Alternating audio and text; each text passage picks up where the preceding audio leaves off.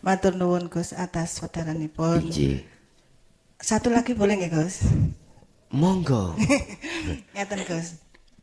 Ada yang bilang, wong wis mati ku iso ndongakno sing urip lho. Temenan iki. Ada yang bilang begitu Gus. Lah, itu gimana ya Gus ya? Dijawab piye? Gak dijawab nggih piye? Sakjane kan sing iso lapo-lapo mek sing urip tok. Nek wis mati ki piye carane jawab? Piye carane ndongakne? Jane ngoten. Ngapunten Gus. Tolong dipun udar pindah. Matur nuwun.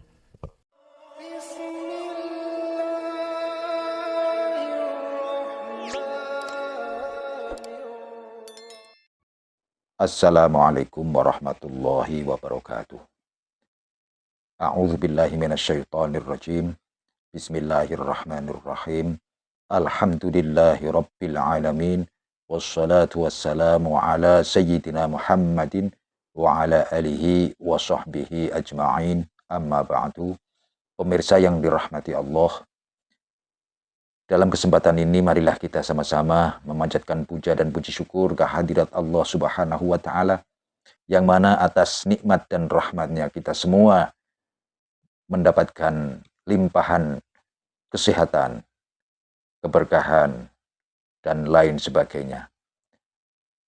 Pemirsa yang dirahmati Allah, marilah kita sama-sama ikuti tausiah mau'izatul hasanah, tambahan pelajaran dari Syekh Agus Kiai Haji Mukhlason Rosid, pengasuh Pondok Pesantren Jaya Baru dari Bangsal Mojokerto.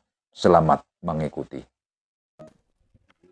Assalamualaikum warahmatullahi wabarakatuh. Nama saya Suprianto dari Blimbing, Gus. Saya mau tanya Gus, apakah dzikir Sirul Asor khusus untuk orang Islam saja?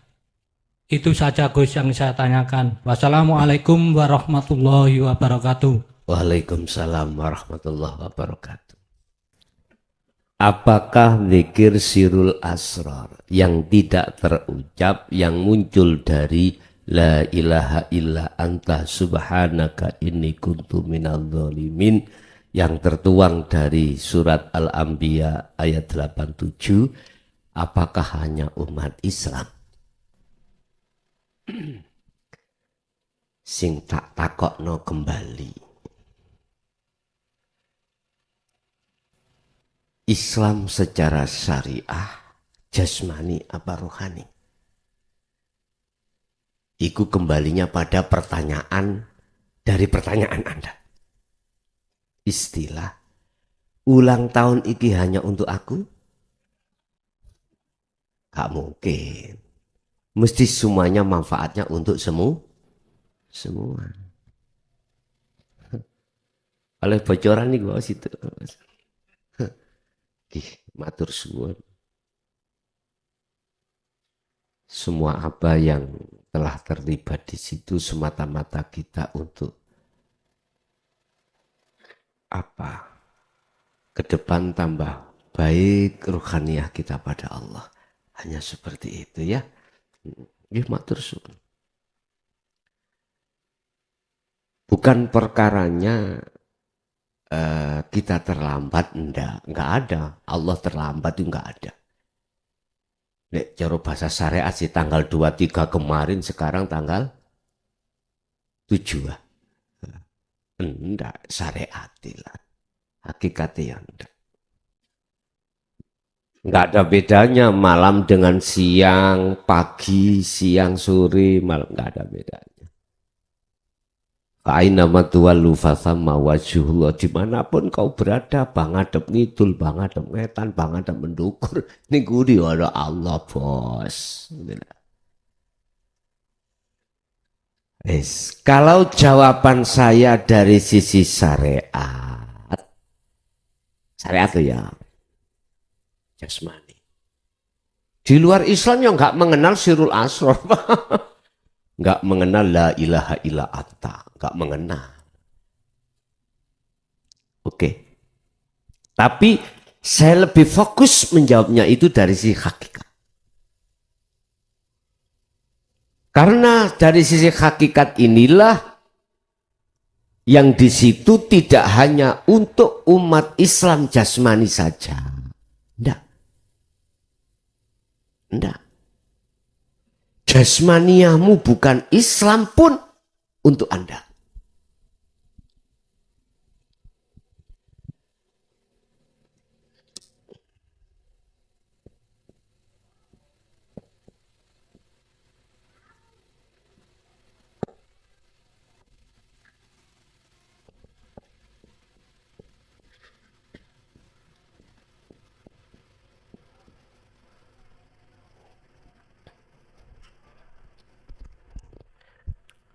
Di sini pakai kalimat Rob.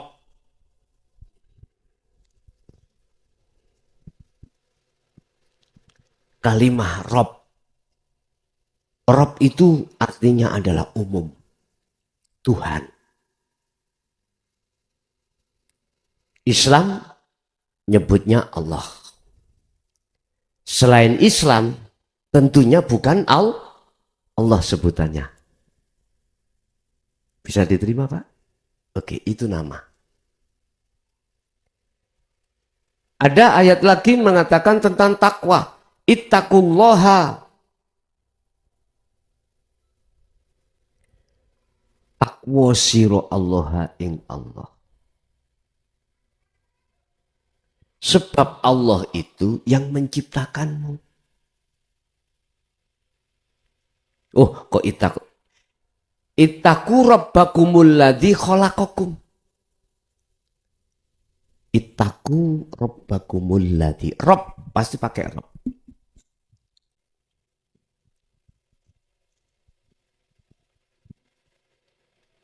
Katoke mudan-mudun ae.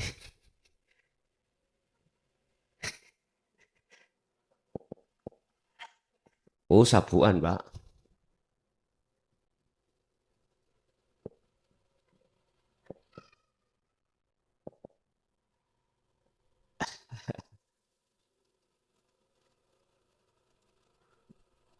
Khalaqakum. Pakai rob.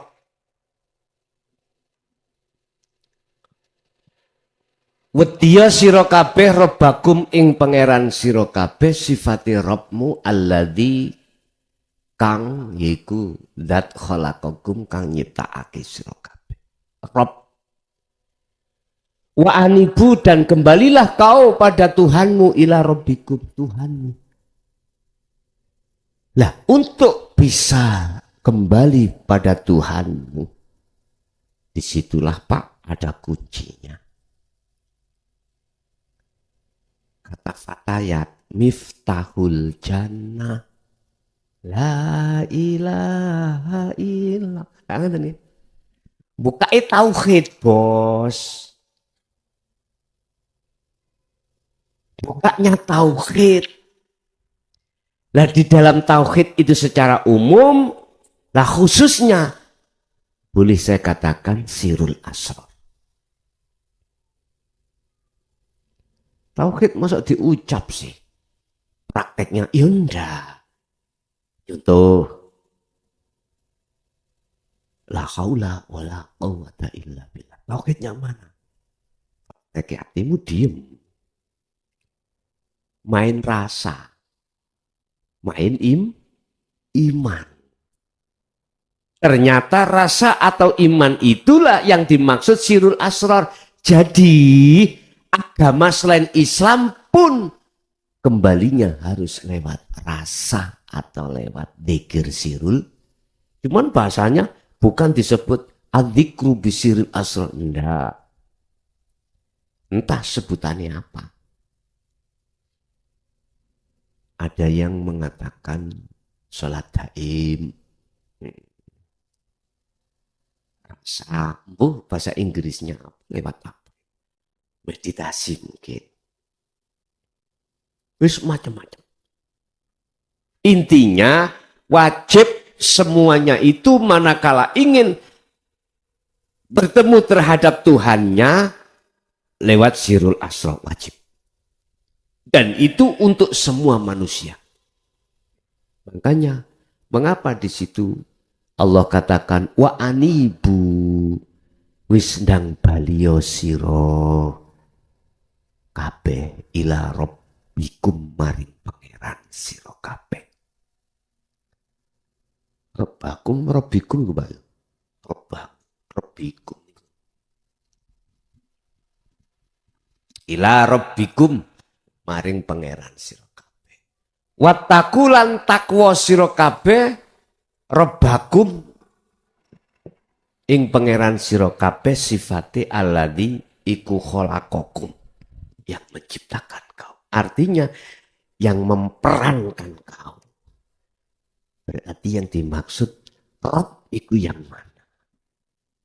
Wis secara umum adalah bukan sebutan,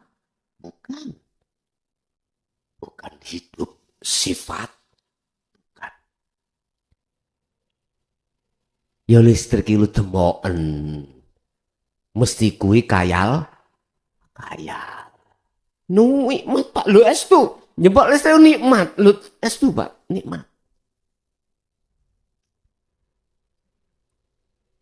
Ya seperti itulah. Kalau sampean tidak mau jempol listrik, kholwato wis. Fokus sirul asrarnya. Bapak Ibu hadirin, leres Pak ya.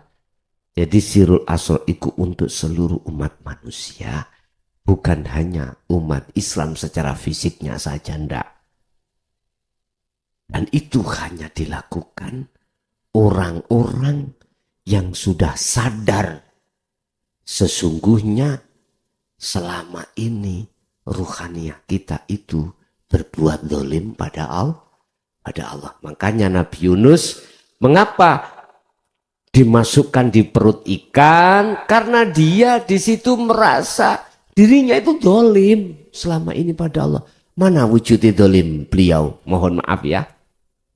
Ketika dia berdakwah, terus kaumnya itu menolak.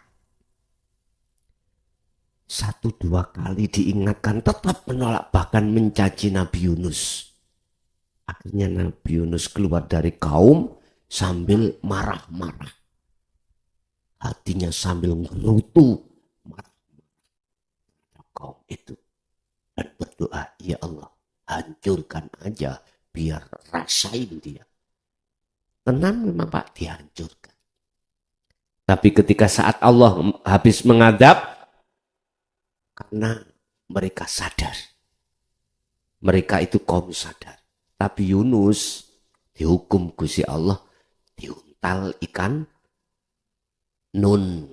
Artinya Anda sadar. Anda ini dolim. Otomatis Anda melebu ikan nun, yaitu kholwat. Itu ikan nun. Ikan nun. Bukannya zalimin. Dia itu ingin dikeluarkan dari perut ikan. Enggak Pak. Nabi Yunus enggak ingin. Enggak minta dikeluarkan dari perut ikan. Dia menyesali atas perbuatan selama ini. Padahal yang membuat umat itu enggak mau menerima siapa? Allah lah. Allah. Yang membuat semuanya apa yang di dalam umat itu antara yang menolak dan menerima siapa? Allah. Kalau Allah son rungokno raimu, ojo muring-muring kalau ada orang yang menolak. Ini pelajaran buat saya. Dan itu pun sudah tertuang di dalam surat Al-Hijr 94 sampai 99. Tentang dakwah Rasulullah ketika saat beliau menyampaikan itu dengan terang-terangan, apa penerimaan masyarakat? Mencaci, menghina. Akhirnya di situ sempat terjadi dada beliau hatinya sempit Rasulullah. Akhirnya diingatkan Allah. Mat. Gusti Allah nyeluk lah mat lah padha ya. Ngogol lah. Mat, Ojo bersedih kau. Yang membuat seperti itu saya. Dia menolak ya karena saya. Dia menerima juga karena saya. Artinya saya yang mengendaki. Cuman mengapa saya mengendaki satu sisi mereka menolak, satu sisi mereka menerima. Itu menunjukkan keadilanku. Karena mereka sami'na wa asoina wa sami'na wa atokna. Ngoten bos. Ngoten. Bahasa sederhananya ya. Begitu ya Allah. Oke, lanjut. Akhirnya Rasulullah tanya Muhammad, ya Allah sampai kapan saya memegang zikir ini? Dijawab oleh Allah 99 itu. Sampai mati. Mboten mek 40 dina 40 wengi ya. Iku pembelajaranmu. Asline ndugi mati. Begitu, Pak. Nggak bisa. Terus kita itu sampai kapanpun harus berkhulwat. Sampai kapanpun harus berzikir. Artinya seberat apapun itu kalau sudah kita laksanakan dengan terus menerus jadi ringan, terbiasa. Paham ya? Jadi kesimpulannya sirul asal dzikir meditasi tanpa ucapan, tanpa lafaz, tanpa nama itu semua umat manusia yang fungsinya adalah kembali kepada Tuhannya. Wa anibu dan podo balio sira kabeh rabbikum ila rabbikum maring pangeran sira kabeh. Wa aslimu lahu min qabli ayyatiyakumul azab. Jangan pernah kembalimu itu setelah kematian. Nih, ada lagi. Assalamualaikum warahmatullahi wabarakatuh. Waalaikumsalam warahmatullahi. Niki mangke nyuwun pendapat mawon Gus nggih. Niki perjalanan salik menuju usul datang Allah. Ketika berjuhud baik dikala ramai maupun sepi. Kemudian mata basirohnya itu mata basariahnya diklikkan ke mata basiroh. Merasakan kosong, tapi merasakan itulah hidup. Tapi masih belum istilahnya ada cahaya putih belum. Tetap gelap, tapi mengimani bahwa kosong itu adalah Allah atau hidup yang memenuhi ruang dan waktu. Menika pripun Gus? Nggih, kula akhiri wassalamualaikum warahmatullahi wabarakatuh. Waalaikumsalam warahmatullahi wabarakatuh. Allah ketika memproses hambanya untuk sampai pada liqa. Di situ ada gelap, ada terang, ada gelap, ada terang. Dan itu sudah benar, Bu. Yang penting jenengan terus wala tayasu fi roihillah. Jangan pernah kau berputus asa dalam rangka menyongsong rahmat Allah. Yang kami maksud rahmat itu adalah status liqa, bertemu Allah.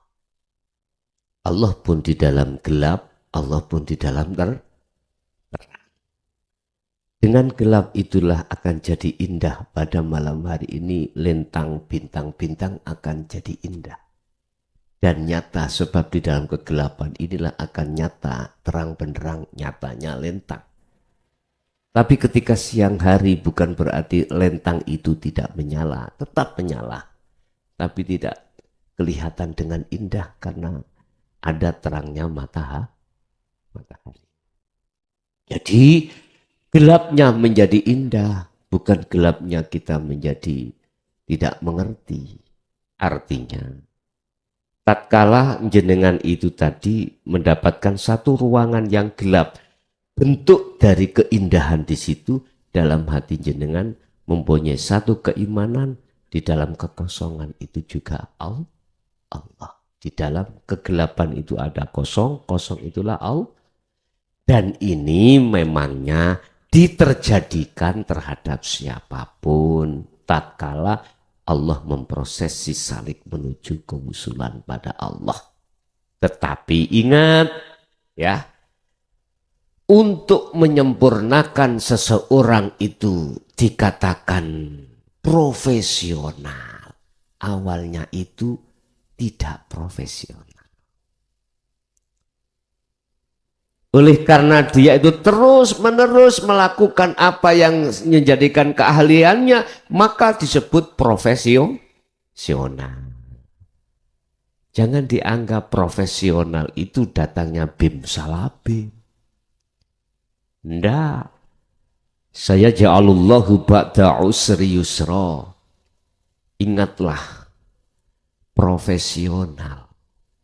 Kesempurnaan itu awal datangnya itu dari tidak sempurna. Oleh karena kita tidak putus asa, maka akan terjadi kesempurnaan.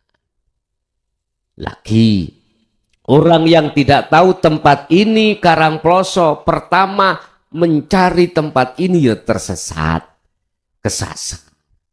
Dan itu tidak salah. Enggak salah. Teruskan tersesatmu. Nanti akan ketemu kebenaran. Tanya sana. Mana Karangploso masjid apa? Jalan masjid. Nah, tanya. Pertama ketemu orang yang tidak tahu. Duh kok ya bu, mun semerak kula. Ya wis, gak putus asa tanya. Akhirnya ketemu do. Berarti kebenaran itu akan kita dapatkan setelah kita berulang kali melakukan kesalahan. Nggak salah, itu benar sudah. Menurut bahasa satu sisi, tersesatmu itu tidak salah dengan catatan kau tidak akan berputus asa. Kalau sampai putus asa balik mana sampai kapanpun ya nggak sampai. Itu juga apa ini? Tersesat, gak apa-apa. Tapi jangan berhenti, cari terus. Akhirnya ketemulah. Kalau dipikir-pikir, saya sholat itu kan lillahi ta'ala. Kok di hati masih ada? Karena pahala ya. Karena surga. Tapi pikir-pikir, masa Allah itu surga? Masa sih? Yang namanya pahala itu Allah. Wah, gak mungkin lah. Itu berarti berkembang terus. Akhirnya mencari. Oh, gitu ketemu. Sama jenengan dulu ya mantan orang tersesat. Itulah yang kumaksud, selamatkanlah domba-domba yang tersesat. Orang domba-domba norek. Sifat. Wah, sifat kita adalah ulaika kal an'am balhum adol. Quran loh itu. Loh, iya. Kita yang belum kenal Allah, belum makrifat Allah, sifat kita itu seperti hayawan. Sik lutung domba kena dibeleh. Lah umpama garangan. Hah? Nah, itu loh ya. Jadi Bu, itu sudah benar jenengan diproses Allah secara tampilan mukasyafah didatangkan gelap, itu sudah benar. Itu menunjukkan pengertian kita terus tidak boleh putus asa. Dan di dalam gelap itu ya ada Allah. Di dalam tersesat juga ada Allah. Lah gitu loh. Oke, ada lagi. Ngapunten Gus, malih niki pertanyaan masalah mendoakan orang tua yang sudah meninggal. Ketika kita sudah berada di sini, yang saya yakin sudah menerima dinul haq, niku pripun nggih carane napa tetep menyebut almarhum orang tua kita, kemudian Ya yang pasti yang kalau yang di sini sudah meyakini yang baca Fatihah adalah dia sendiri dan yang kita kirimi Fatihah adalah dia sendiri. Napa ngoten Gus? Niku terserah mawon.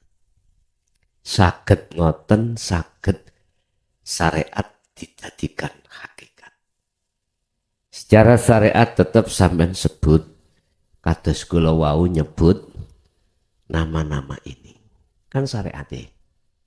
Ini kata ojo syariate ditendang, disalahke orang syariat. Tapi tak jadikan hakikat. Mereka nggak tahu. Sing penting coro kiriman nyampe tutup panggonan. Tapi anak syariate harus tahu tempatnya yang dikirim. Sampeyan ngirim kalau alamate. Endi ya iki? Boleh jenengan memakai yang sistem kados jenengan, boleh yang memakai sistem secara syariat, tetap kita itu membaca khususon ila bla bla bla bla bla Al-Fatihah.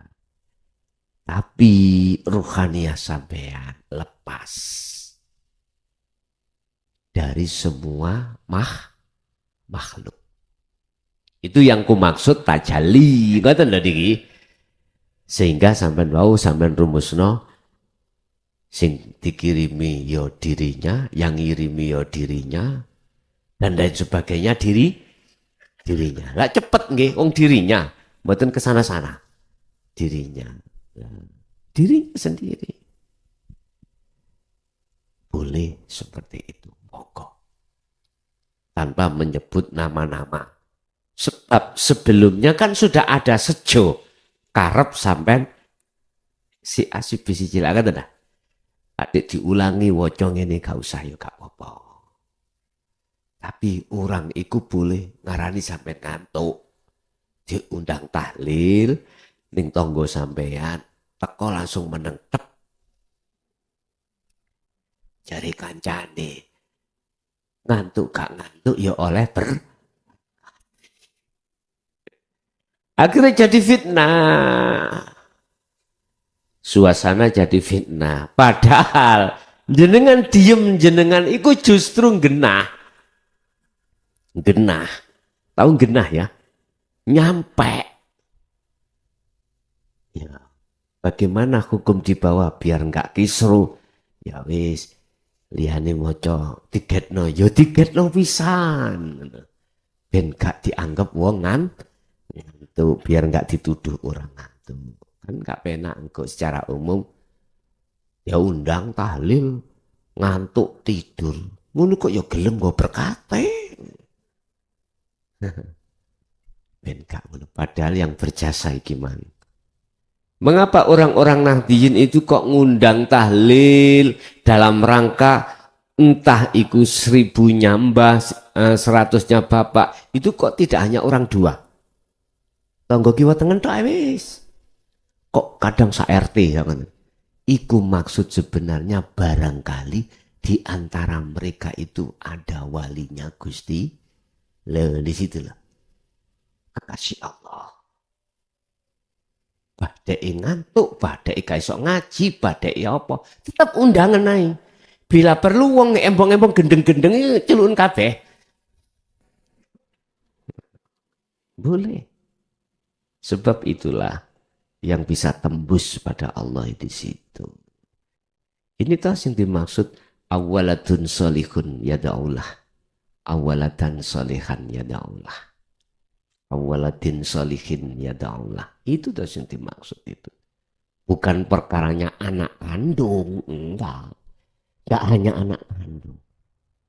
Walad awalatun. Mengapa disebut anak itu paling dekat?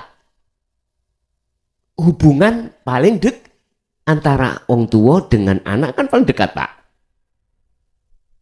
Jenengan punya teman sahabat karib dekat, yaitu orang yang paling dekat.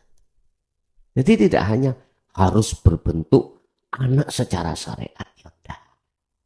Siapapun di situ yada'ullah yang mendoakan, yaitu Yang disebut solih adalah sudah marifat pada Allah.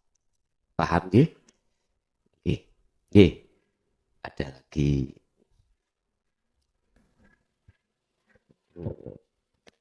Kalau dikongeniling sampai nang Allah.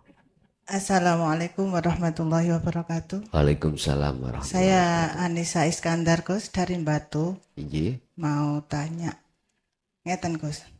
Ada yang bilang, aku temangan undangannya Billah. Nah itu satu Gus. Undangannya Billah. Dia bilang begitu. billah. Ya. Nggih, nggih. Itu yang pertama Gus. Mohon mangke dipun Nggih. wedhar. Yang kedua, biasanya kita dulur-dulur juga mungkin nggih Gus, terutama saya ini. Kan ngendikane Gus ngaji ya dipraktekno. Lek wis praktek ya mbek belajar dirasakno. Nah itu dari pertama Gus. Apapun yang kita lakukan, dzikir siri belajar sudah mulai Gus. Kemudian sirul asrornya apapun yang kita kerjakan, mau tangan, mau melihat, mau berbicara, mau apapun itu sudahlah, itu punyanya Allah saja. Kita nggak ikut, nggak usah diakoni. Itu dalam kegiatan Gus. Kemudian rata-rata kan ada yang tanya, ya apa sih sholat khusyuk itu?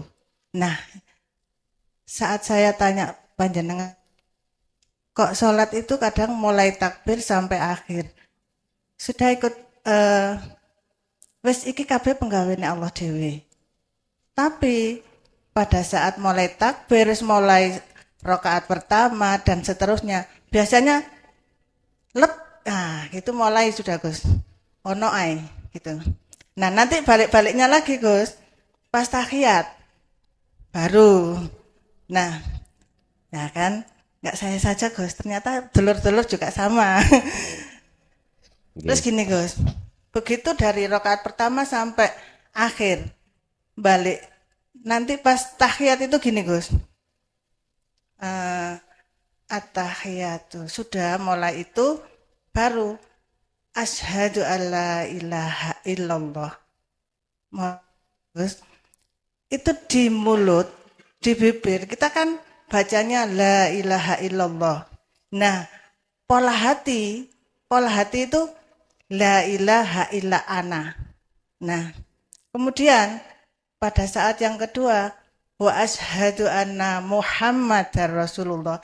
Itu dulu saya nggak ngerti Gus. Nah, Muhammad ini kan Muhammad bin Abdullah itu kan nggak pernah tahu ngendikannya Gus. Iya. Sopo ya opo kan cuma nama. Iya. Selawat terus, tapi enggak tahu. Iya. Nah, pada saat tahiyat itu, Muhammad Rasulullah, yang bersyahadat itu tadi, la ilaha illallah, lah rasa Gus ya, ngapunten nanti mohon diinikan. Itu Allah dewe, sing nyekseni ra ono pangeran kejaba Allah, ya Allah dewe. Nggih. Olah rasa Gus ya. Kemudian wa asyhadu anna Muhammadar Rasulullah, ya sing nyekseni Muhammad utusane Allah ya Allah dewe. Itu gitu Gus. Nggih. Nah, dan saya nggak pernah merasakan yang namanya gelap terang seperti itu tadi. Sing ana ya wis padang ae, enteng ae. Terus gimana itu Gus, ngapunten. Nggih. Dan saya itu selalu bertanya-tanya, ya apa ya ditaskehno ya apa maneh ki salat iki sing bener iku piye? Piye? Nah, itu Gus. Dan Nggih. kebetulan hari ini bisa bertatap langsung dengan panjenengan, matur nuwun, alhamdulillah. Gitu aja Gus. Nggih. Assalamualaikum warahmatullahi wabarakatuh. Waalaikumsalam warahmatullahi wabarakatuh.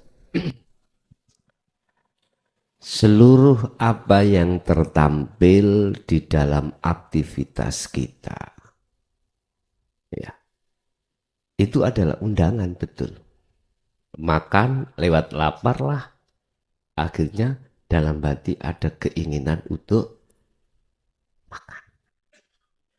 Berarti lapar itu adalah bentuk Allah memanggil, undangan.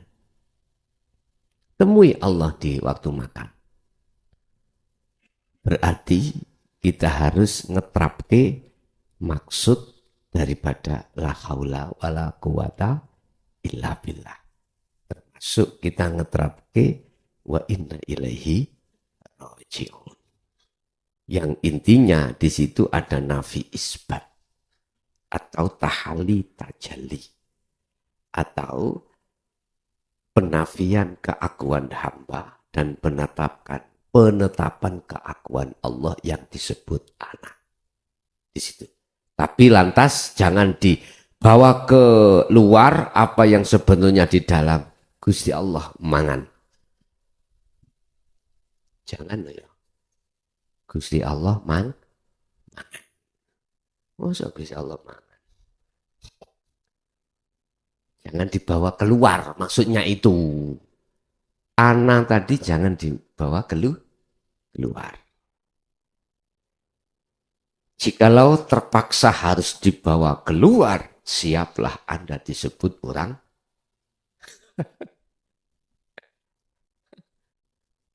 Padahal Anda nggak salah. Bon. Apapun itu bentuk, memang ya.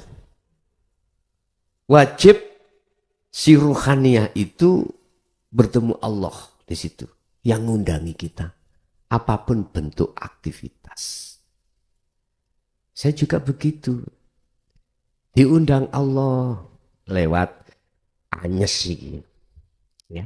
Duwing ini. Ya wis masuk di situ. Syariate kok nek kadung-kadung nyendungsel wong ngoten mau nek. Bon. Yang kedua terkait sholat khusyuk. Terus yang ditanyakan bagaimana? Di situ sudah syahadat tunggal.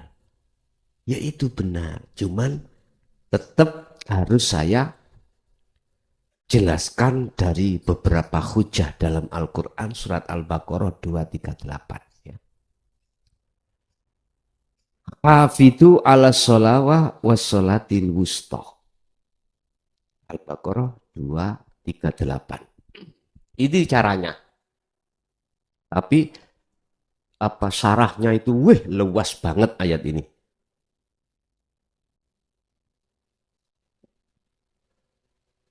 Hafidhu ala sholawati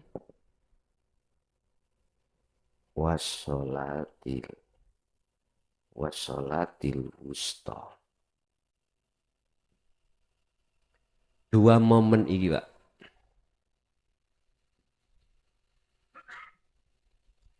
Al-Baqarah 238.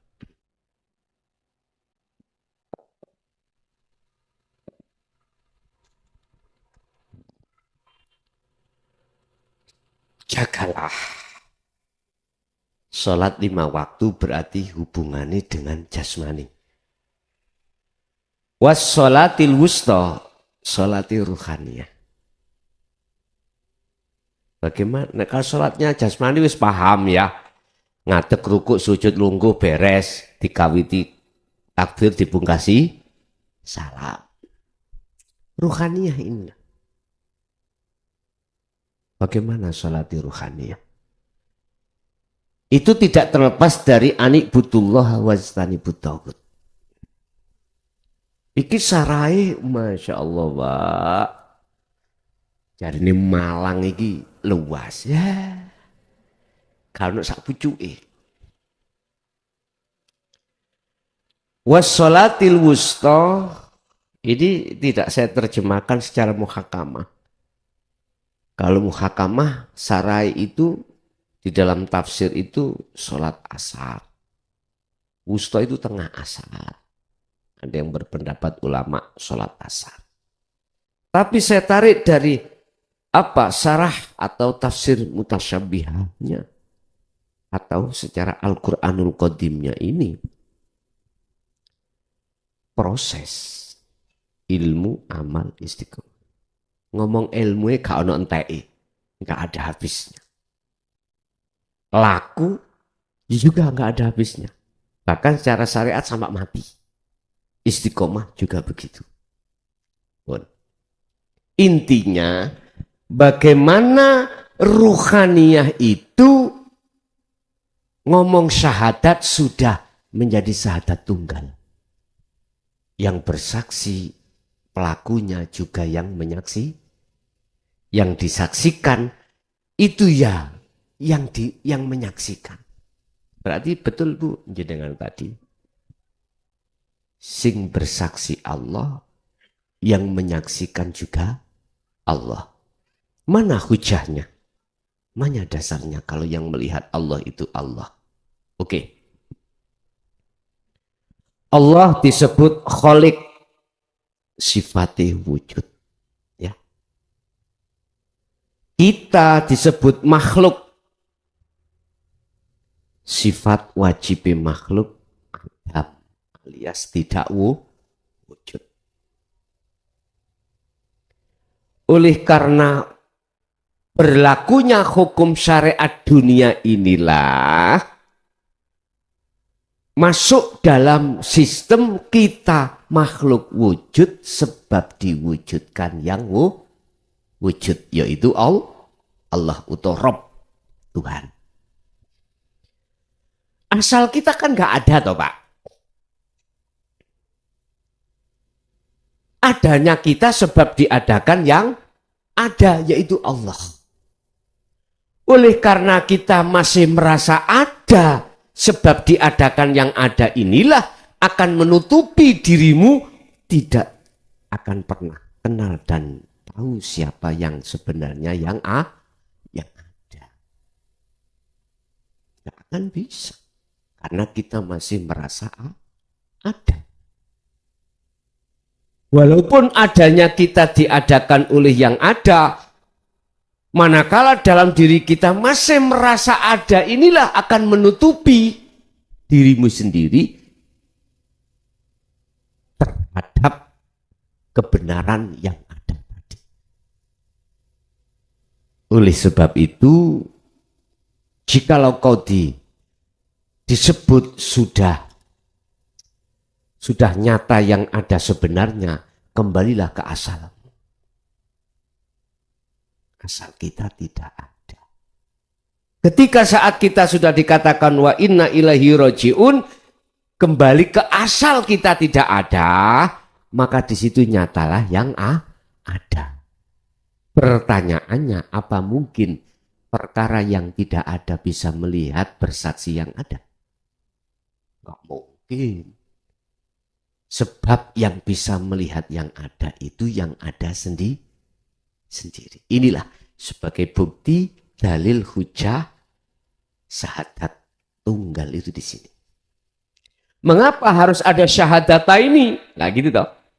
Dari hukum syariat itu karena proses syariat kita untuk sampai ke makrifat. Makanya dalam pembelajaran syahadat hakikat syahadat ini kan gini. Mengapa ketika asyhadu itu enggak boleh berhenti la ilaha? Harus sampai pada itu artinya. Hatimu, ruhaniyahmu itu harus sampai pada itu. Pada Allah. Bukan Allah yang kita sebut-sebut waktu di syariat, bukan. Lewat apa? Mata hatimu yang disebut rasa atau iman itu. Mengimani, merasakan hanya hidup itu. Yang dimaksud illallah. Di dalam objek apapun, aspek apapun. Hatimu harus condong di situ. Ini yang dimaksud minkol bin zahidin. Hati yang condong hanya pada Allah. Bahasa syariatnya seperti itu. Dan inilah tanda-tanda nata iju husnil ahwal. Keadaan rohaniamu itu baik di mata Allah. Yes. Terus yang kedua, mengapa di situ wa asyhadu anna Muhammadar Rasulullah. Mulai zaman Nabi Adam sampai sekarang kabeh ngomong Muhammad. Rasulullah sendiri mengatakan Muhammad. Kok gak Rasulullah sahadati wa ashadu ana. Kok tetap wa asyhadu anna Muhammadar? Ora ono sing iso njawab wong sak donya iki. Paling jawabane karena Nur Muhammad itu. Bukan itu, Bos. Buka kembali pada surat Al-Kahfi ya. Di situ tentang masalah basyar yang dikatakan oleh Rasulullah, yang diperintah Allah untuk mengatakan innama ana basyarun mithlukum. Katakan Muhammad, jikalau kau ini sama-sama dengan lainnya, yaitu makhluk. Jadi makna dari Muhammad itu adalah makhluk. Makhluk apapun. Nah, jenengan wajib untuk meyakini, menyaksikan iki sih proses syahadat ini dalam hakikat. Apapun yang terjadi di dunia ini semata-mata karena Rasulullah. Diperintah Allah. Artinya Anda bisa makan karena digerakkan Allah. Anda ke sini karena kesinikan Allah. Ada sesuatu yang halus yang menggerakkan semua makhluk. Itu namanya Rasulullah. Nah, status itu adalah disebut Muhammad. Gak lagi gak perempuan. Sesungguhnya aku iki sama dengan kau, makhluk basyar, manusia. Loh, itu Rasulullah disuruh untuk, Muhammad ibnu Abdillah disuruh Allah untuk mengatakan itu. Kalau aku makhluk sama dengan kau, lantas mengapa kau memuja aku? Memuji aku. Puja-puji sembahlah siapa yang kupuja. Berarti kembali kepada ruh asyhadu ke ilallah. Ini kan sih proses syahadat secara hakikat dari syahadat ini. Jadi harus ada satu iman bahwasanya apa yang terjadi pada dirinya makhluk semata-mata karena ada sang penggerak imannya pada hidup itu. Maka inilah syahadat Muhammad itu di situ. Jadi seluruh apapun makhluk itu bisanya koordinasi, bisanya dia itu bersosialisasi, bisanya apapun itu semata-mata karena Rasulullah. Artinya diperintah Allah, dikongkon Allah. Jenengan kerja, jenengan apapun, imanmu, rohaniamu harus di situ. Itu syahadat. 2. Nah sekarang bagaimana sekiranya syahadat ini menjadi syahadat esa, syahadat tunggal. Dengan dalil makrifat Allah, yang disebut makrifat Allah itu di dalam makom ahad tunggal. Hanya Allah yang berlaku. Lah ini.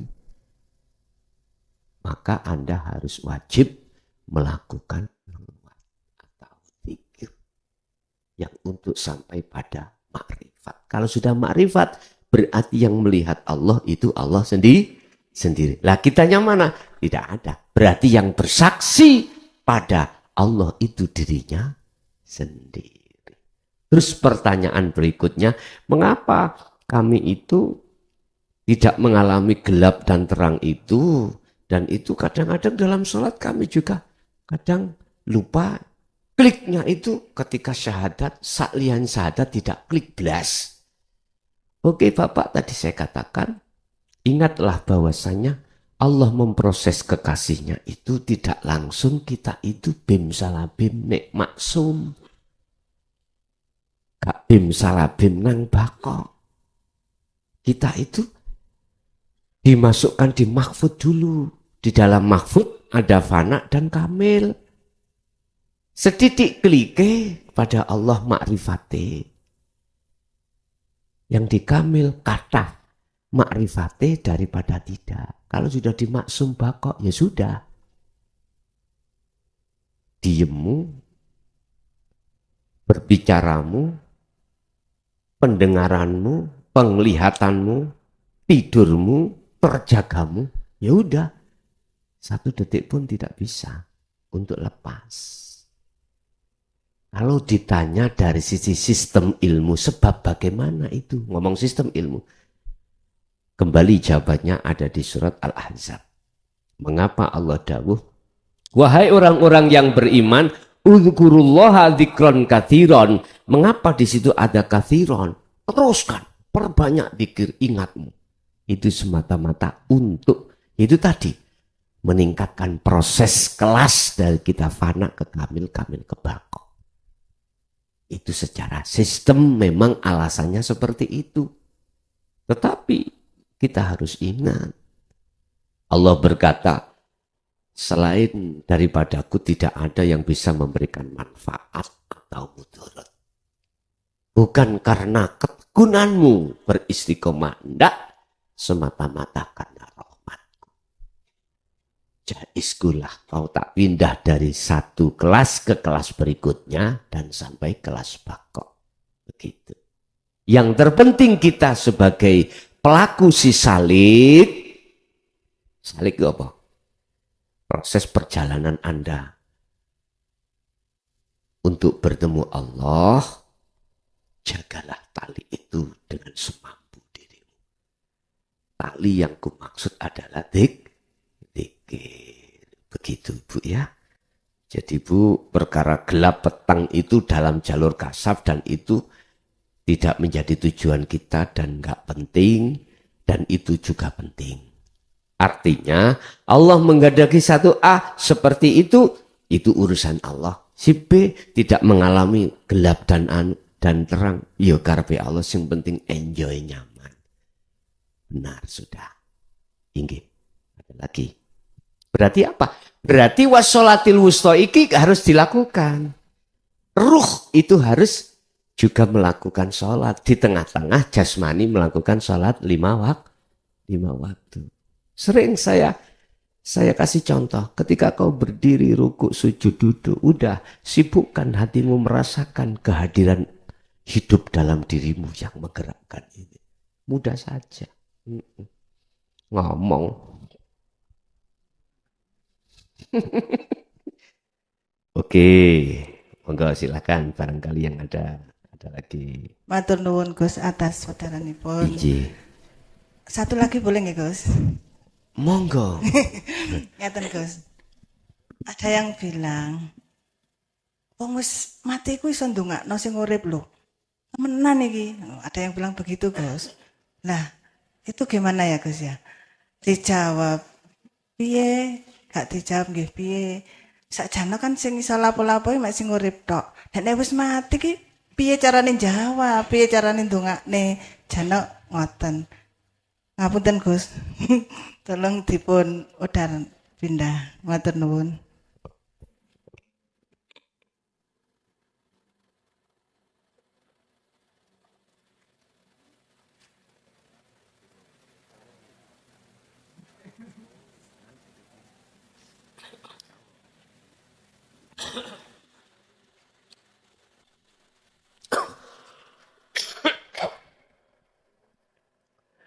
Nek sing wis mati iku wis tau mati, betul Bu.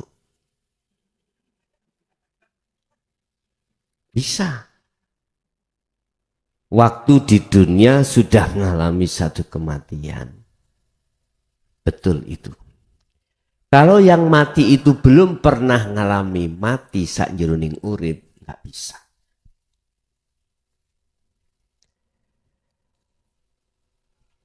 Dibuka di dalam surat Al-Baqarah ayat 154.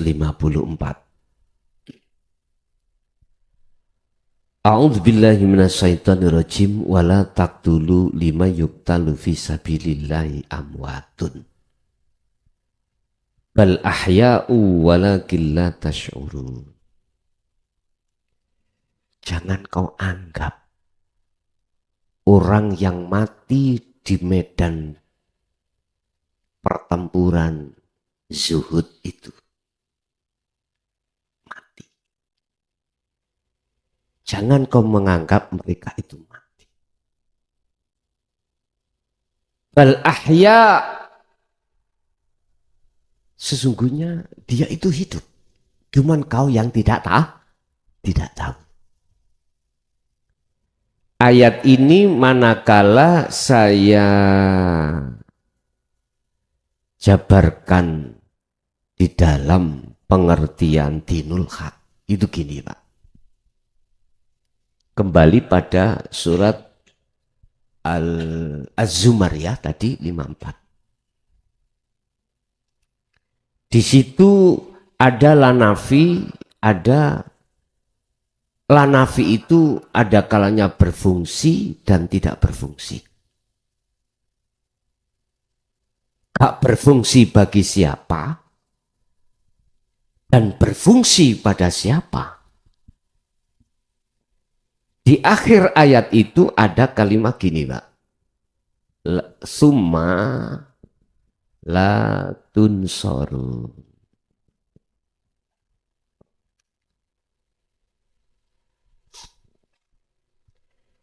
Jikalau kau kembalimu setelah mati, berarti waktu di dunia nggak pernah ngalami mati sak jerone urip. Maka kau tidak akan mendapatkan pertolongan. Inilah yang sering saya katakan, orang ini dimasukkan alam barzakh. Wa min waraihim barzakhun ila yaumi yub'atsun. Dia tidak bisa keluar ke dunia, ke akhirat pun. Dia nanti akan menunggu sampai waktu dibangkitkan. Barzakh itu adalah dinding gedung tinggi. Gedung yang gelap, yang tertutup, tidak akan pernah bisa keluar. Makanya jenengan ojo percaya ambek lagu ben malam Jumat lah. Mulai kabeh ya. Gak iso. Yang khusus ada di alam barzakh nggak bisa. Kecuali Pak dapat sifat jaiznya Allah. Iki nggak tak bahas. Udah. Tapi miturut ayat surat Al-Baqarah tadi, jangan kau pernah menganggap orang yang mati di medan peperangan atau di medan zuhud dia mati, itu mati. Enggak. Bal ahya. Bahkan dia itu sebetulnya hidup. Cuman la tash'urun, Anda tidak mengerti. Inilah Pak Bu, seseorang yang sebelum mati sudah rohnya itu ngalami kematian. Yang kumaksud kematian di sini sudah tidak merasa dirinya akunya hamba yang segala-galanya, balik di dalam dirinya keakuan Allah atas segala-galanya, hidup tadi. Kalau seperti itu, maka ketika dia meninggal secara syar'i, lah ini nggak fungsi Bu. Wis dihapus saya. Tapi ini tak hapus ya syariat keliru Pak.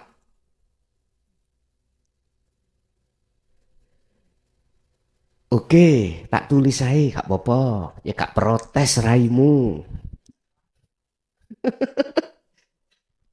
Tapi maknanya boleh begini. Kemudian kau pasti akan mendapatkan pertolongan. Ini gak tangguh. Mengapa kok tetap ditulis? Karena kebanyakan manusia itu bongkone matine kembalinya setelah kemati. Iku loh. Jadi mengapa ayat ini turun? Mulai itu kan ini. Mengapa ayat ini turun? Apa asbabun nuzulnya? Apa sebabnya Allah menurunkan? Karena mohon maaf, banyak roh sing minggat sangka Gusti Allah. Banyak roh yang bercinta pada selain Allah yang disebut hubbud dunya atau hubbud syahwat. Andai kata tidak ada di antara ruh manusia itu menghubbus syahwat, maka nggak akan muncul ayat wahyu ini. Kalau rumah itu bersih, gak mungkin ada perintah. Nah, sapa nono? Gak mungkin. Oleh karena ada orang tua menyuruh anak nyaponi rumah karena kelihatan rumah kotor. Paham ya? Sama halnya dengan itulah. Jadi latun soru ini tidak akan berlaku bagi jenengan yang sudah ketika sebelum mati melaksanakan mati sak jeroning urip. Itu mematikan keakuannya, nafsu, keakuan diri. Menafikan, meniadakan, atau tidak memfungsikan ini, akhirnya yang fungsi adalah akunya Allah. Baru mereka itu dimasukkan Allah di satu alam namanya alam lahut. Alam di mana ini akan bisa walking ke dunia. Lungki keluarganya. Makanya saya setuju. Dia mengatakan bisa berdoa untuk keluarganya. Bisa. Karena nggak mati ya deh. Ya terserah ning kono piye. Yaiku istilah ditarik dalam kesimpulan wong Jawa. Yang namanya pelem gadung. Nanti cukulnya yo gadung. Tahu pelem ya? Pohon mangga namanya jenis gadung. Nanti peloknya cukul ya gadung. Nguwoi ya gadung. Mbune sampean setek. Itu mana? Wong Jawa ngarani woh iku rutuh gak adoh saka wite. Buah itu jatuh tidak jauh dari pohonnya. Tapi kalau dibawa codot, ayo wis ureane iki wis macam-macam. Lho nggih Pak Codot itu bisa membawa kaleng-kaleng. Nah, wong balik desa saya sana itu ben isu itu kok ya akeh anune jambu padahal tak delok ndukur niku nggih plafon. Apa jenenge reng. Berarti plafon kok akeh. Oh berarti Codot njukuk kono dipangan kene lho to. Wis urain dhewe wis ngene iki. Artine apa, Pak? Tidak selamanya, mohon maaf, orang becik atine iku muncul dari orang tuanya becik. Tidak selamanya. Bisa jadi nata ijo husnil ahwal, hatimu bagus condong nang Allah. Bisa jadi, mohon maaf, kita itu bukan keturunan wali, bukan keturunan Nabi Rasul, tapi keturunan orang nakal bisa jadi. Dan itu kehendak Allah. Ya, kehendak Allah. Tak? Makanya jangan pesimis. Anu Gus, bapak mbokku iku germo. Tahu germo ya? Pagere agom.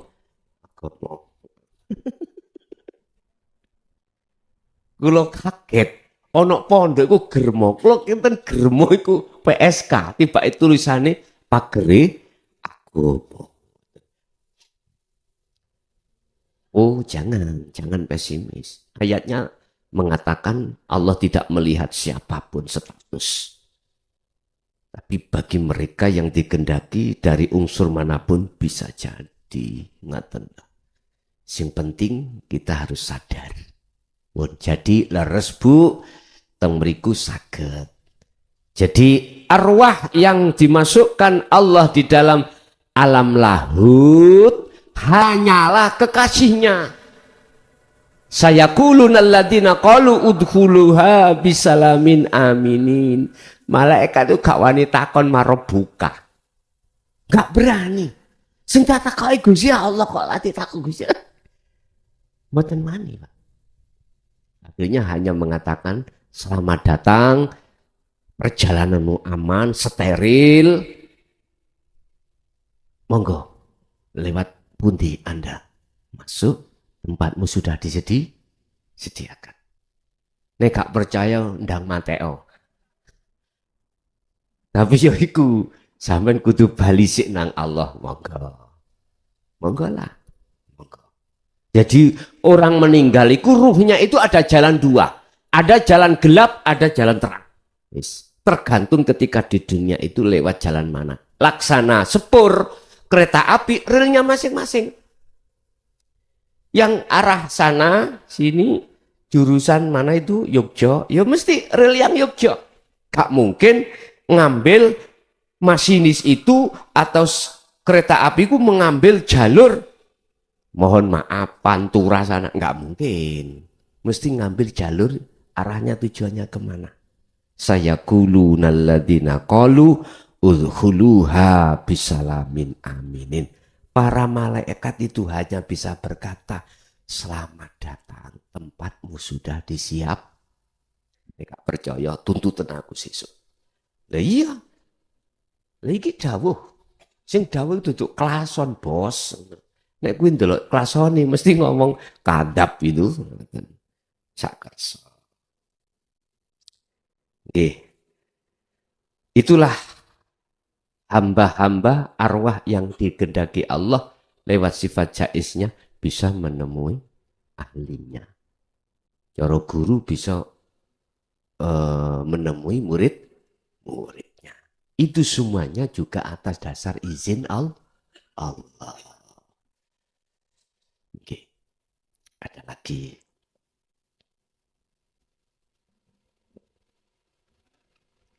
Yang di forum cukup? Ada lagi? Monggo. Assalamualaikum warahmatullahi wabarakatuh. Nama saya Heri dari Karangploso Wetan. Alhamdulillah ini yang pertama kali saya diajak teman saya. Ini ada pertanyaan, manusia itu terdiri dari jasad dan ruh. Nanti kalau kita mati atau kita di alam kubur atau kita masuk neraka, itu yang disiksa jasadnya atau ruhnya. Dan yang kedua, kalau kita nanti masuk surga, apakah kita memang bisa melihat Allah? Begitu aja Gus, terima kasih. Versi saya menjawabnya pertama dari sisi hakikat dulu. Nanti juga saya jawab secara versi syariat. Allah menciptakan jasmani, Allah juga membekali jasmani itu mata, telinga, dan macam-macam. Atau disebut panca indera. Allah juga ketika saat menciptakan ruhaniyah itu dalam diri manusia juga dikasih mata. Yang fungsinya kedua-duanya tidak sama. Jasmani kita dikasih mata namanya ainul basyariyah untuk melihat basyariyah. Sesama makhluk. Akhirnya bisa mata dohir melihat anugerah Allah. Lewat tafakur anugerah Allah. Udah. Tapi ketahuilah juga mata ruhaniyah yang lebih sering kita namakan mata hati. Itu juga Allah kasih mata itu untuk bersaksi melihat Allah. Tapi kebanyakan kita manusia, mata hati kita untuk melihat selain Allah. Iya, ini proses. Apa sih matanya hati kita? Matanya ruh kita adalah imanul haq. Iman yang benar. Lu ada tah iman yang enggak benar? Iya. Mana? Contoh, saya beriman selain daripada yang sesungguhnya Allah. Contoh, seperti ini tadi. Saya beriman, gurih dan segernya itu datangnya dari STMJ. Hatiku iman, datangnya gurih itu dari sisi makhluk STM. Anda nggak juga begitu. Proses awal nggak mungkin hatiku mengatakan gurih dan segernya dari Allah. Nggak mungkin. Karena hati kita masih tertutup dengan sesuatu, akhirnya tidak bisa melihat kebenaran. Iman kita itu, mata hati kita masih dikatakan mata hati yang buta. Artinya iman kita belum benar. Selang berjalannya waktu, dikatakan iman yang benar. Ruhaniyah mata hati, iman itu harus bersaksi pada Allah. Melihat Sang Yang hidup itu. Sang Yang Esa. Sang Yang tunggal. Bukan nama, bukan sebutan, bukan sifat itu. Loh. Kalau posisi ruhaniyah itu sudah di situ Bapak Ibu, maka jangankan kita setelah mati di surga, katakan secara syariat, di dunia ini kita sudah berlaku, dikatakan liqo, bertemu Allah. Ada hujah? Ada. Ada dalilnya? Ada. Kita menghadapi seseorang, didik-didik dalil, ada. Banyak ayat-ayat yang menghujai atau membuktikan tentang keabsahan, keterjadian manusia itu bertemu Allah, ruhannya bertemu Allah. Sering saya katakan, yang menurut saya apal balik surat Kahfi, Al-Kahfi ayat 110. Barang siapa yang ingin bertemu Robnya, Tuhannya, wa man kana yarju liqa'a rabbi yafal ya'mal amalan shalihah. Ruhaniyah harus tinggalkan iman STM MG dengan cara berzikir tadi. Kedua, wala yusyrik bi ibadati rabbi ahada. Si roh itu harus tajalli condong pada Allah. Ini namanya nafi isbat. Loh, ini kan di dunia. Di dunia. Ketika Anda ini dikatakan sudah liqo dan bertemu Allah, sejatine Anda ini rohaninya jagate iku di surga, di akhirat. Berarti secara hakikat tidak menunggu akhirat yang dimaksud orang syariat besok itu. Di dunia ini Anda sudah bisa masuk di dalam alam akhirat. Berarti surga itu di dunia sudah bos. Hakikat loh, bukan syariat loh ya. Mungkin salah paham. Sebab yang diangan-angan secara syariat surga itu tempat yang sembarang kemerlip, indah-indah banget kan nggih. Sebuah ruangan dan lain sebagainya itu kan angan-angan kita secara orang syariat itu surga itu begitu. Suatu tempat yang sejuk dan enak.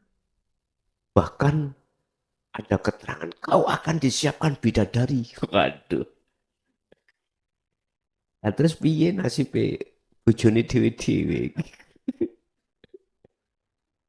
Bahkan diterangkan di dalam ijma' qiyas, Pak. Bidadari itu kita kumpuli pagi, siang wis perawan maneh. Dikumpuli siang, sore perawan maneh, dikumpuli sore, malam perawan maneh. Aku banyol, kira-kira gak beset apa?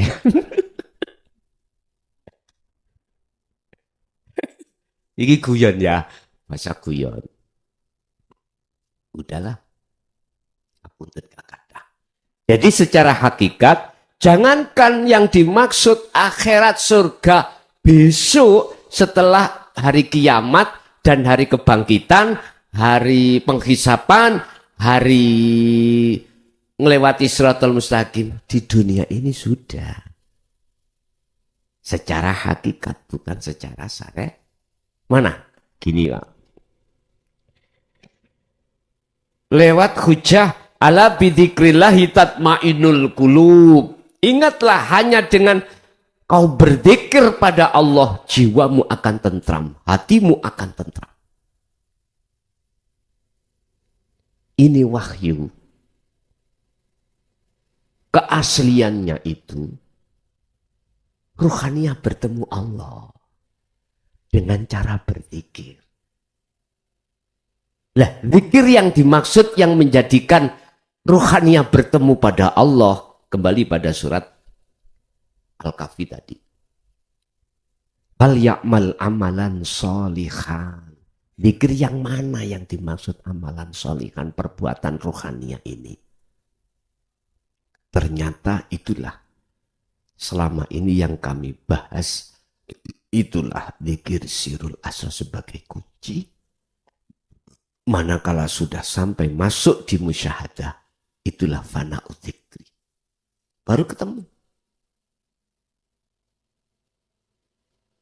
Sehingga kalau boleh saya simpulkan dari sisi hakikat, surga dan neraka itu di dunia ini tergantung Anda masuk kemana. Masuk surganya Dajjal apa surga Allah? Siapa masuk surganya Dajjal mesti masuk surga nerakanya Allah. Siapa yang masuk nerakanya Dajjal, maka dia akan masuk surganya Allah. Gimana ya masuk nerakanya Dajjal itu? Dan gimana masuk surganya Dajjal? Gini Pak.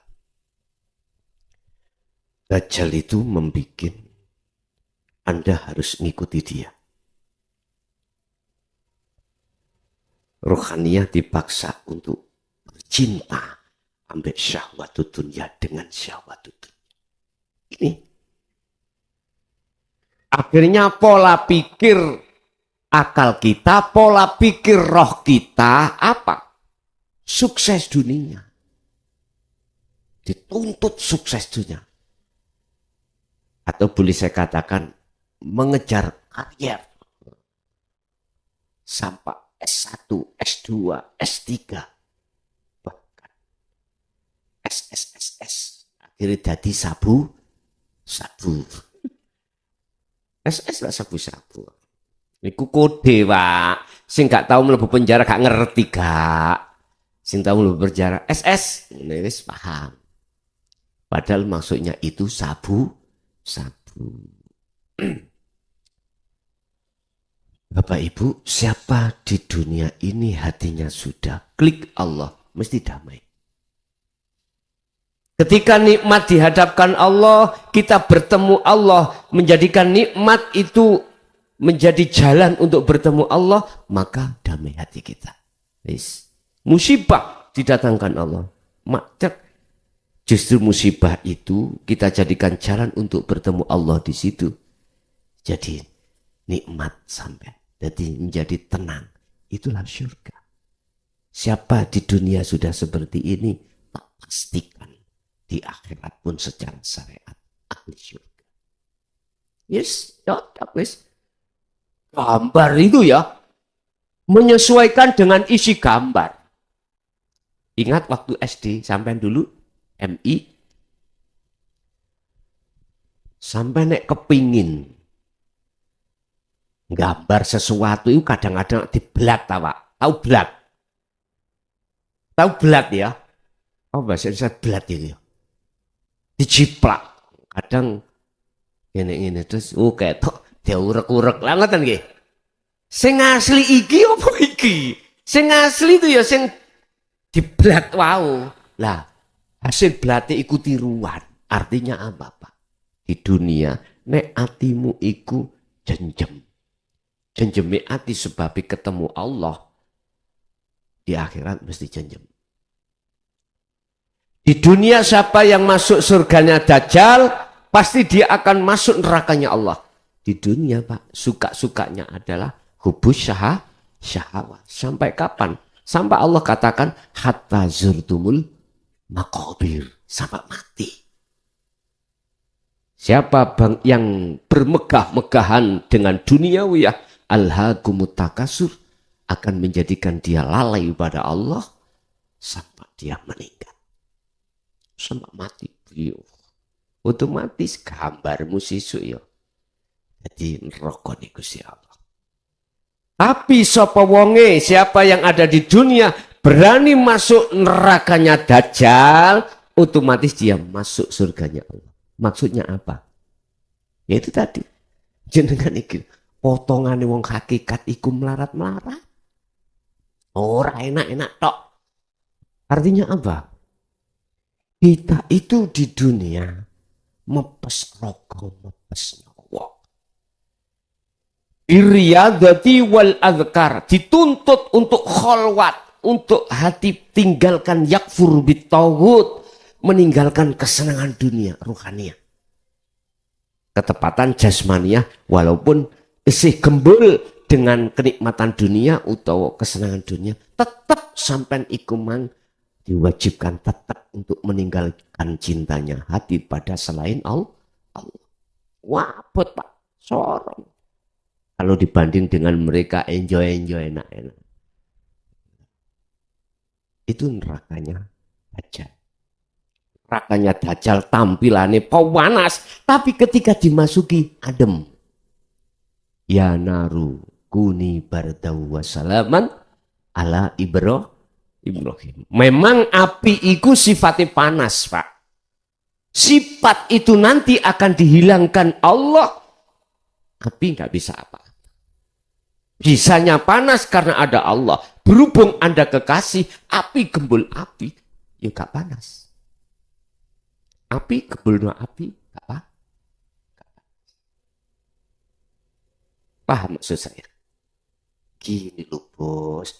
Sing nguasai api kan Allah. Lah ngaten nggih? Walaupun sifat api membakar panas, yang membuat panas itu juga Allah. Lah Anda itu kekasihnya, bagaimana mungkin kekasihnya itu tega melihat kekasihnya kayal? Gak mungkin lah bos, gak mungkin. Akhirnya di dalam hikam Allah katakan, tidak hanya anugerah, tidak hanya nikmat Anda jadikan sebagai jalan untuk bertemu Allah, bahkan musibah itu pun jadi jalan untuk bertemu Allah. Dan itulah sing kula maksud neraka nika panas, tapi panas kanggo orang lain. Sampai orang lain ketika saat menghadapi neraka Dajjal wis putus asa. Lah piye to Pak, dihadapno tiap hari jauh berbang. Bang Titil gak wani muli sampai tonggone yo gitu. Mencari karena utang Pak. Wis langsung ae nggo dhuwit 10.000 nang pasar beli tali, tambang, langsung. Wis. Kabul kaca.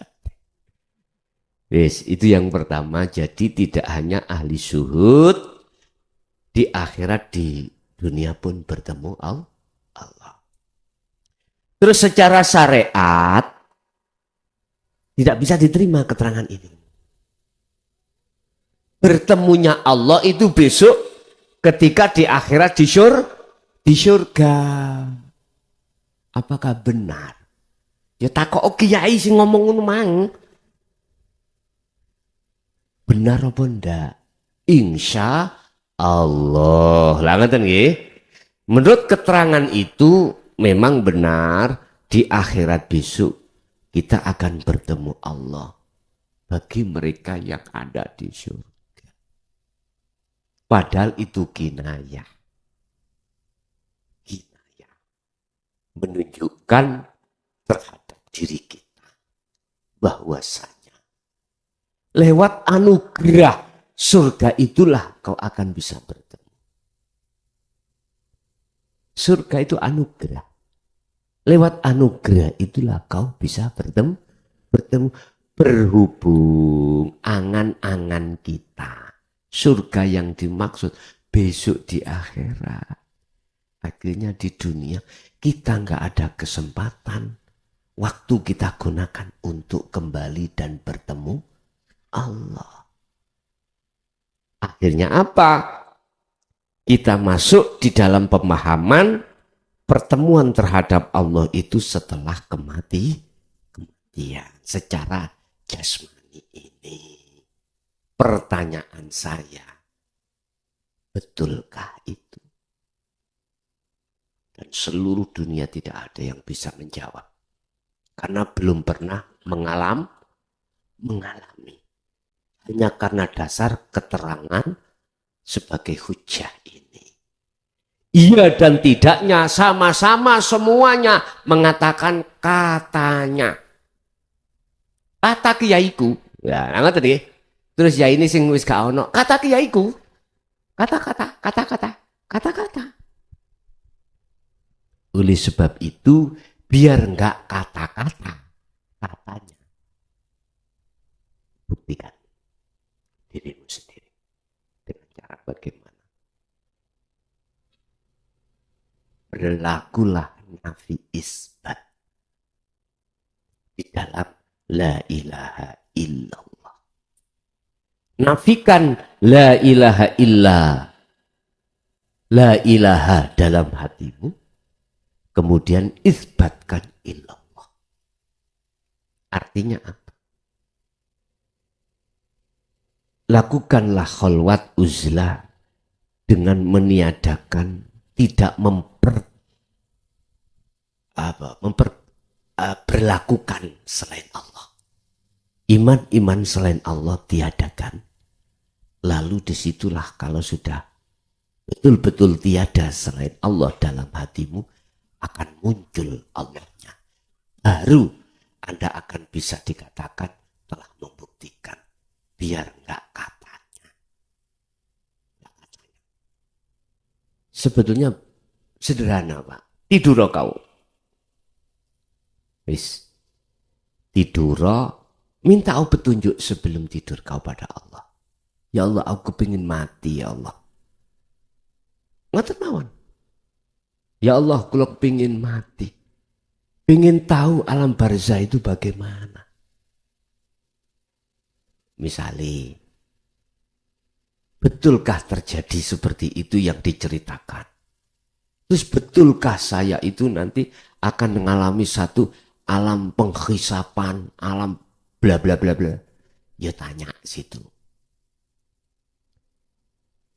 Nek pancen iku dijawab dening Gusti Allah, diperjalankan secara ruhaniyah dalam mimpi. Tak jamin habis itu Anda gak seneng terhadap selain Allah. Iso-iso gedeng. Artinya udah sampai diterangkan umpama orang-orang manusia ini di dunia hidup ini kok ya dengar jeritan tangisan siksaan orang kubur, ora eneng wong sing atine iku mau nyenengi dunya, ora eneng. Wes tuh. Maksudnya ngene-ngene iku nyenengi dunya, ngoten lho. Ora eneng wong iku sibuk ngurusi dunya atine. Ora. Atine iku mesti dzikir terus. Apalagi dituduhno, umurmu kare 3 tahun. Misale ngono. Wis gopo kabeh, Pak. Gopo kabeh wis. Sing bojone wau 3 langsung dipegati kabeh. Ya kari. Ya aja ngono. Bukan pisah iku secara fisik. Pisah iku secara ruhani. Fisik sih tetep, Pak. Ruhania yang bisa. Yang tadinya ruhania cintanya pada fisik, dialih cintanya pada Allah. Di mana Allahnya? Di bojo sampean. Kan ada Allah. Lah apa bojo sampean Mana manus dia anak, mana di apa? Ayo sampean tinggal. Mana? Iku ni ana Allah. Wah, aku ngaji jare kok ninggalno kabeh. Oh iki berarti gagal paham ngeten iki. Gagal paham. Ojo Pak. Uzlah kholwat memang artinya adalah meninggalkan selain Allah. Memang menyepikan diri dari manusia memang. Tetapi maksudnya itu secara ruhaniyah fakot. Hanya ruhaniyah. Jasmania sih tetap. Jasmania tasik tetap. Ya dirangkul kabeh fid dunya hasanah juga wa fil akhirati itu maksudnya. Allah iku yo ora ning guwa tok kono ora. Tidak hanya di gua, tidak hanya di tempat sepi. Allah itu yo ning lokalisasi kok. Aja guyu, Pak. Lho nggih. Allah iku yo ana nggone pangkune purel ya. Nemen tok kula ngomong ngeten iki. Nemen. Artinya apa? Silakan jasmaniamu berinteraksi dengan duniawiyah, yang duniawiyah itu sudah ditata dengan hukum syariah, tapi ruhaniyahmu tetap pada Allah. Pada Allah. Itu loh maksudnya. Kholwat itu di situ. Jadi Bapak, secara syariat betul besok di surga itu bertemu Allah. Cuman pertanyaanku, sebelum kita meninggalkan di dunia ini ganti alam lagi, bagi kita yang belum bertemu Allah di situ, betul tak akan bisa bertemu Allah? Lebih-lebih betulkah nanti di surga akan bertemu Allah? Ini nggak ada yang bisa jawab kecuali insya Allah. Karena pertimbangan dalil secara syariat. Tetapi secara hakikat sudah ditegaskan. Sopo sing tatkalane ning donya mripat atine wis gak wuta, moko di akhirat pun tidak wuta. Sebaliknya sopo wong tatkalane ning donya mripat atine wuta nang Allah, di akhirat pun akan buta dan jalannya lebih sesat. Mangkana fi hadhihi a'ma fahuwa fil akhirati a'ma wa adallus sabila. Itulah jawaban yang pasti. Nggih. Nggih, ada lagi. Monggo.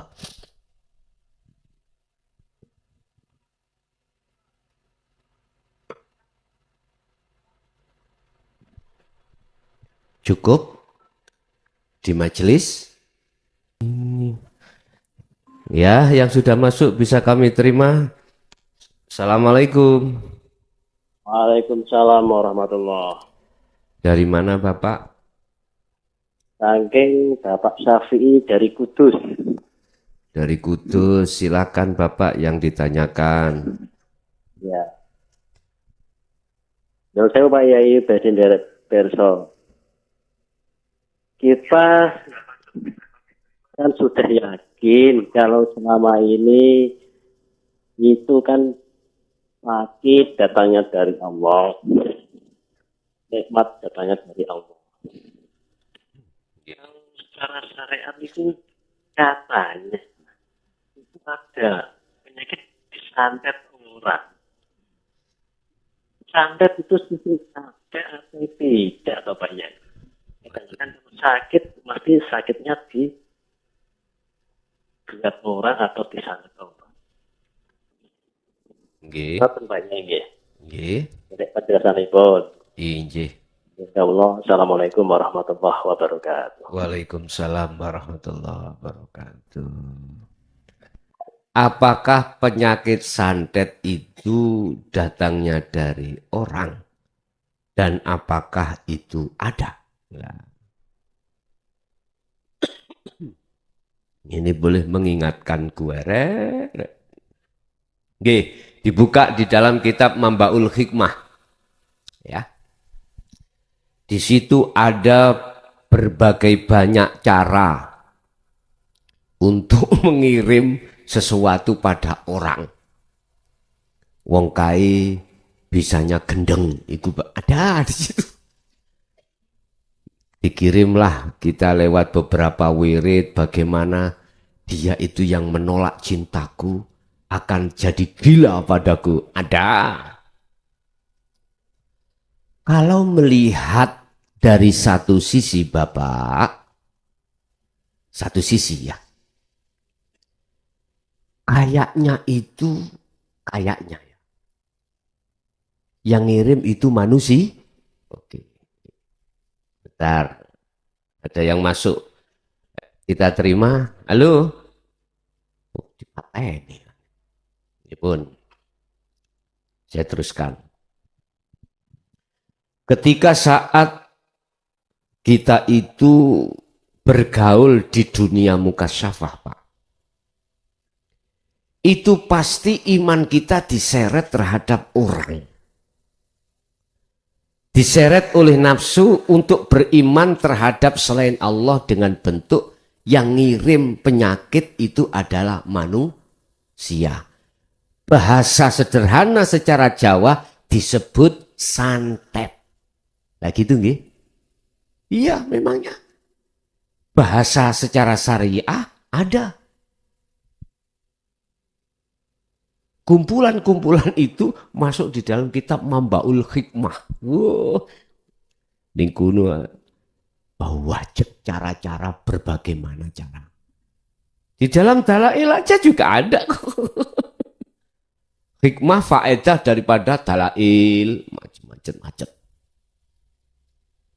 Tapi kalau kita memandangnya satu sisi dari hakikat beda, Pak. Gak ada selain Allah itu bisa memberikan pertolongan atau mudorot. Tergantung kita itu memandang dari sisi mana. Kalau kita memandang dari sisi syariat, mesti iman kita selain Allah itu bisa memberikan manfaat dan mudorot. Akhirnya mengatakan ada. Tapi kalau kita melihatnya dari pandang sudut hakikat, mandangnya hanya pada Allah, maka tidak ada makhluk siapapun yang bisa mendatangkan mudorot atau manfaat. Berarti jawaban saya, Pak, tergantung cara kita memandang dari mana. Contoh kecil mawon. Wis. Dari sisi syariat mesti sampean beriman sing ngaji ki mukhlason. Makhluk toh? Oke. Tapi coba saya tanya. Jikalau tidak ada Allah, bisa takah mukhlason iki gacor ngene iki? Enggak bisa. Ya tinggal kita memandang dari sisi mana.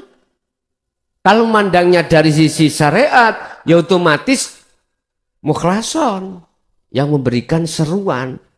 Akhirnya iman sampean itu jatuhnya pada makhluk. Lupa nggih ngeten iki. Tapi coba sampean memandangnya dari iman yang benar. Inni wajjahtu wajhiya lilladzi fataras samawati wal ardh. Jenengan mengarahkan wajah ruh Anda terhadap wajah Allah, yaitu hidup. Yaitu lilladzi, zat yang menguasai jagat langit dan jagat bumi. Dalam tubuhku, di luar tubuhku. Yang disebut lilladzi. Andai kata jenengan melihat itu, otomatis kau tidak akan tampak. Pandangan Anda, rohaniah iman Anda tidak akan iman terhadap makhluk kula. Mesti mengatakan itu langsung dari Allah. Begitu. Makanya jawaban saya, ada dan tidak ada, itu tergantung cara kita memandang. Ketika kita memandang A, jatuhnya iman ya A. Kalau kita memandang B, jatuhnya iman kita pada B. Tergantung kita memandang dari mana. Oke. Matur suwun Bapak yang dari Kudus. Kita lanjut yang di berikutnya. Kita terima. Assalamualaikum. Waalaikumsalam. Inggih, dari mana Bapak? Ini ngapunten nggih Pak. Kula badhe diskusi kali Gus Mukhtar niki kula kan nonton live YouTube. Dari mana Bapak? Bapak dari mana?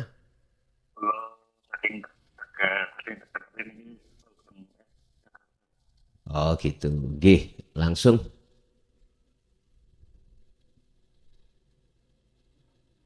Langsung pertanyaan Bapak. Waalaikumsalam. Inggih. Langsung pertanyaan Bapak.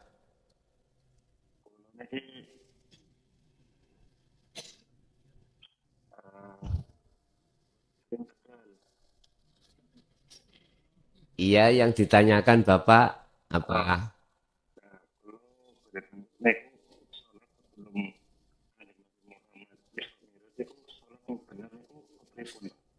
Ngoten nggih. Nggih. Sampun? Halo. Halo Bapak. Kali niku kali tolong sampaikan kali Gusti Allah supaya penyakit penyakit kula kuwi Oh gitu. Nggih. Sampun? Nggih pun matur suwun Pak. Assalamualaikum warahmatullahi wabarakatuh. Waalaikumsalam warahmatullahi wabarakatuh. Apa sholatnya Rasulullah sebelum Isra Mi'raj? Pengertian sholat ay ad-du'a. Bukan ad-du'a itu minta. Ad-du'a adalah bertemu kembali. Bertemu Allah. Menghadap pada Allah. Itu maksudnya sholat. Kalau yang ditanyakan apa sholatnya Rasulullah sebelum Mi'raj itu, jawabannya mudah. Apapun aktivitas secara dhahiriyah Rasulullah itu husnul a'mal. Husnul a'mal nataiju husnil ahwal. Artinya apa? Seluruh aktivitas Rasulullah secara jasmani loh, apapun. Apa makannya, apakah bahkan semuanya termasuk hajat pada karwa-karwanipun. Beliau jadikan jalan bertemu Allah. Itu salat beliau. Apapun yang dilakukan secara jasmani yang disebut husnul a'mal, beliau itu nata ijo husnil akhwal. Buah yang muncul dari ruhaniyah itu bagus di mata Allah. Lah dikatakan bagus manakala mingkol bin zahidin, ruhaniyah itu bertemu condong pada Allah. Itu tadi saya katakan, inni wajjahtu wajhiya lilladzi fataras samawati wal ardh. Itu salat beliau. Jadi ketika umpama dia naik onta, ruhaniyah itu ya salat. Ketika beliau dahar atau ngunjuk makan, beliau hatinya juga salat. Bertemu Allah. Ngoten lho, Bos. Apapun itu, yang itu tidak keluar dari anibudullaha wastanibut tauhid. Sebab gini, Muhammad, aku ora bakal ngutus awakmu dadi utusan ning dunya, dan atau aku ora bakal ngutus utusan sebelum awakmu ning dunya kecuali ilaihi annahu la ilaha illa ana fa'budun. Nyembah aku. Aku lho bahasane iku, ana. Kecuali awakmu tak kongkon menyerukan tentang ana, tentang tauhid la ilaha illa ana. Dengan begitu fa'budun, dan juga nanti menyembahnya itu bisa ke ana. Mungkin di dalam hadits qudsi Allah bersabda gini, janganlah kau sembah namaku, sifat datku, tapi sembahlah aku. Yang itu maksudnya. Artinya jenengan ini harus makrifat pada Allah dari segi apapun. Dalam setiap aktivitas apapun itu begitu. Itu cara Rasulullah sholat atau bertemu Allah seperti itu. Nah, ketika Isra Mi'raj sudah datang, akhirnya pulang membawa oleh-oleh sholat, akhirnya dikatakan as-sholatu mi'rajul mu'minin. Sholat itu bisa kau jadikan sebagai orang mukmin mi'raj, bertemu Allah. Pertanyaannya, ngunuah, tak ketemu wedus. Lah saya jadi maklar kambing loh Pak. Allahu Akbar. Jelas isinya mbek.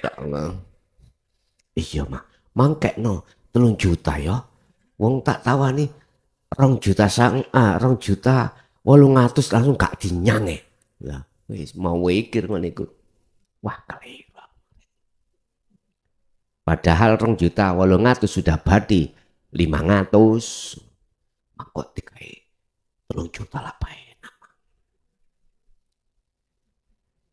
Ada yang membelinya itu separuhnya janji besok. Allahu Akbar, meni jam 5 jari ini sing separuh. Kok ngono? Katanya as-sholatu mi'rajul mu'minin. Lah kok ketemu nih gak ketemu Allah malah ketemu mbek. Lah ini perlu dipertanyakan, apa sebab bos? Lah wis ta Pak, ngono iku semua manusia.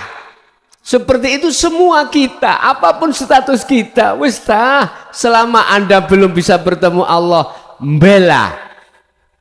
Bisa khusyuk mboten saged, Bos. Kayak pertama Allah sing diangen-angen Allah gawedi ngono pe. Allah, ya Allah.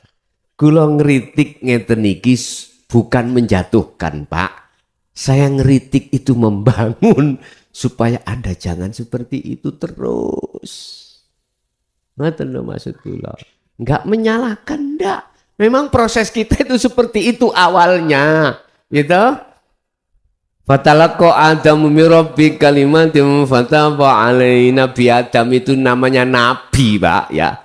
Yang ngalami kesalahan iku, mangan buah khuldi, cuman ning kono iku Allah dawuh, Adam, kuwi pengin balik nang negeri asalmu. Nggih Gusti, nang donya iku rompet. Bojo kula tak kei napa saya kasih blonjo. Gak cocok ambek atine muring-muring wis sumpek. Ya wis nek kuwi kepingin bali, trimo niki. Fatalaqqa Adamu min rabbi kalimat. Kalimat yang dimaksud di sini ajaran dinul haq itu, Pak. Itu wis terus lakonono. Fataba alaihi. Selanjutnya Allah menerima tobatnya Nabi Adam. Berarti semua kesalahan jenengan iki diapur di ngapura. Kul in kuntum tuhibbunallaha fattabi'uni. Jikalau kau ingin jadi kekasih Allah, lepaskanlah cintane rohaniyahmu selain Allah yang disebut hubbus syahwah mang. Jikalau ini kau lakukan, yuhibbukumullah, Allah akan menerimamu sebagai kekasihnya. Terus kesalahan saya yang kemarin bagaimana? Diteruskan ayatnya itu Ali Imran 31 tadi. Wa yaghfir lakum dzunubakum, diampuni sebab wallahu ghafurur rahim. Wis penak tok Pak nek gelem nganut aku kata Allah. Nek gak nganut aku wis karepmu. Sama toh. Saya sebagai kepala desa, saya punya staf. Staf punya gaji, staf punya siltap, staf punya bengkok. Oke.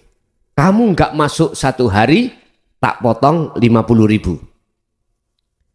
Kamu gak masuk 2 hari tak potong 100.000 dari gajimu. Terserah kowe gak masuk terus karepmu.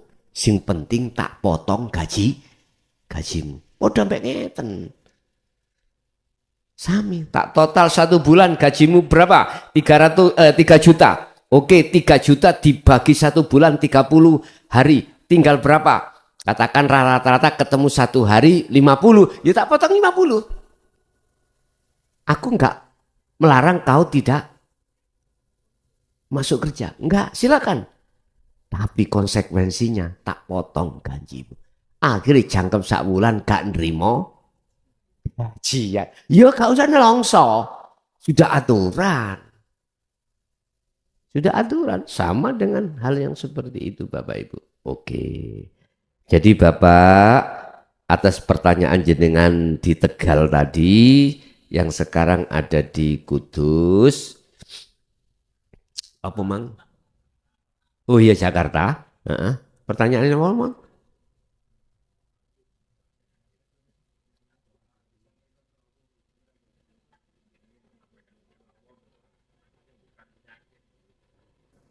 Iya gue yang nomor 2. Si nomor pertama mang lo pertanyaannya. Isra Mi'raj. Jadi tentang sholat Pak ya. Jadi saya jawab ya semua aktivitas itu. Akhirnya ditambahi lagi 5 waktu kalau sekarang. Pertanyaan aku, dalam sholat 5 waktu hatimu ingat siapa? Mbak, kalau ingat Mbak, otomatis di luar sholat aktivitas juga Mbak. Sami. Berarti di sana, di sini sekali Mbak tetap Mbak. Ya wis. Untuk yang kedua.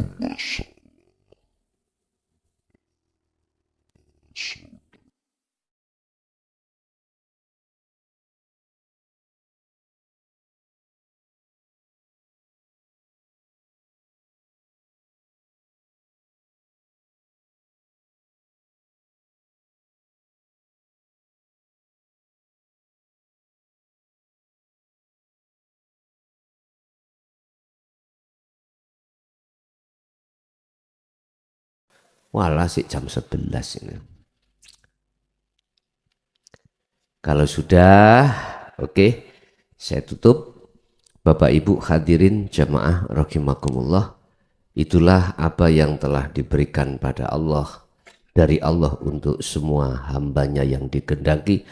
Mudah-mudahan semua apa ilmu tersebut menjadikan satu ilmu yang berkah dan manfaat bagi kita dan keluarga kita, khususnya ila yaumil qiyamah. Lahumul Fatihah.